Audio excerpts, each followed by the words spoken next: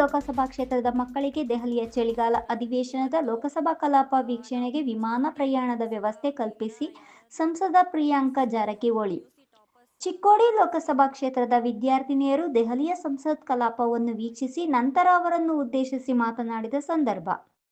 ಚಿಕ್ಕೋಡಿ ಶೈಕ್ಷಣಿಕ ಜಿಲ್ಲಾ ವ್ಯಾಪ್ತಿಯು ಎಸ್ಎಸ್ಎಲ್ಸಿ ಮತ್ತು ಪಿಯುಸಿಯ ಪ್ರತಿಭಾವಂತ 15 ವಿದ್ಯಾರ್ಥಿಯರನ್ನು ನವದೆಹಲಿಗೆ ತಲುಪಿಸಿ ಇಂದು ಸಂಸತ್ತಿನ ಚಳಿಗಾಲದ ಅಧಿವೇಶನವನ್ನು ವೀಕ್ಷಿಸಿ ಬಳಿಕ ನಮ್ಮನ್ನು ಭೇಟಿಯಾಗಿ ತಮ್ಮ ಸಂತಸವನ್ನು ಹಂಚಿಕೊಂಡು ನಮ್ಮ ಲೋಕಸಭಾ ವ್ಯಾಪ್ತಿಯ ವಿದ್ಯಾರ್ಥಿಗಳನ್ನು ಭೇಟಿಯಾದ ಈ ಕ್ಷಣಗಳು ನಮಗೆ ಅಪಾರ ಹರ್ಷವನ್ನು ತಂದವು.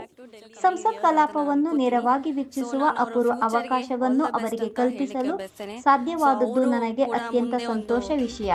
ಈ ಅನುಭವವು ಇಲ್ಲಿ ಜನ, ಇಲ್ಲಿ ವಾತಾವರಣ, ಇಲ್ಲಿ ಸಿಸ್ಟಮ್ ಹೇಗಿದೆ ಅವರು ಕಲ್ತುಕೊಂಡು ಮುಂದೊಂದು ದಿನಮಾನಗಳಲ್ಲಿ ಒಂದು ಒಳ್ಳೆಯ ಹೆಸರನ್ನು ನಮ್ಮ ಬೆಳಗಾವಿ ಜಿಲ್ಲೆ ಹಾಗೂ ತಮ್ಮ ಪೇರೆಂಟ್ಸ್ ಆಗಲಿ ತಮ್ಮ ಶಾಲೆಯವ್ರದ್ದಾಗಲಿ ಹೆಸರನ್ನ ತರ್ತಾರೆ ಅಂತ ನಾನು ಅಂದ್ಕೊಂಡಿದ್ದೀನಿ. So all the best to all the girls. Thank you.